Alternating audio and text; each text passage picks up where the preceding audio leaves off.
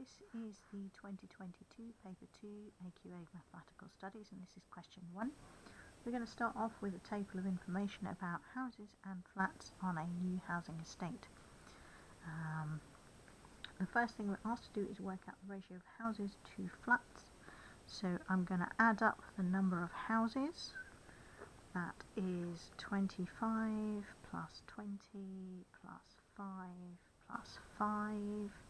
Could probably do that without a calculator, but you know what? It's a calculator paper. I don't need to lose any marks by making a silly mistake. I can just add these up on the calculator. That is 55 houses.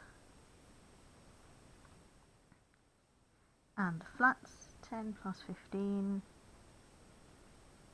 that's 25 flats. Okay, so my ratio of houses to flats would be 55 to 25.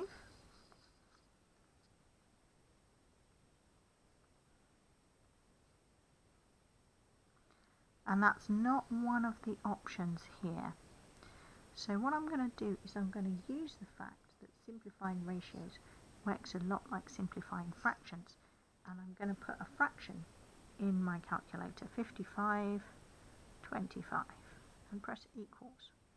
I've got a decimal here, but if I change the format to a standard format, I can get it as a fraction, and the simplified fraction tells me about the simplified ratio, which is 11 to 5.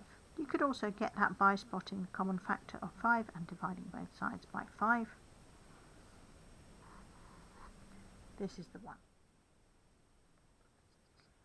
Okay, then we're going to move on to a slightly more complex question with this information. So we've got some requirements for the housing estate about the number of cycle parking spaces. That's 1 space per bedroom, up to including 3 bedroom, 3 spaces for 4 bedroom properties, 5 spaces for 5 bedroom properties. So I'm going to go back to my table and I'm going to add an extra column, which is how many cycle spaces you need for this type of property. Okay, so for 1 bedroom that's 1, for 2 bedrooms it's 2, for 3 bedrooms it's 3, for 4 bedroom properties it is 3, and for 5 bedroom properties it is 4. And that is going to get multiplied by how many properties there are of each type. So you know what, I'm going to bring this calculation over to where I've got more space to work out.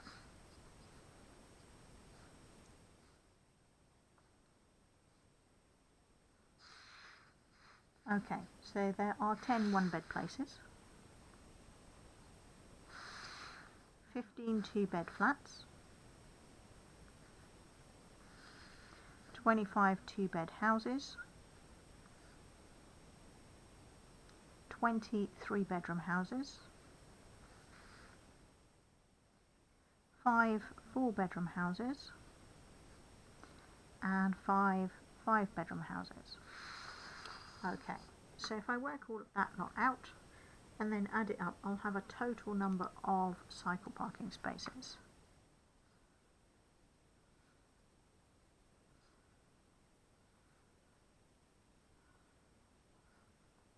Okay, and let's get a total.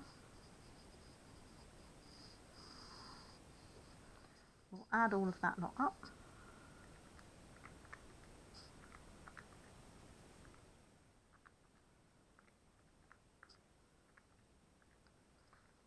And that makes 185 exactly. And that is the spaces for residents.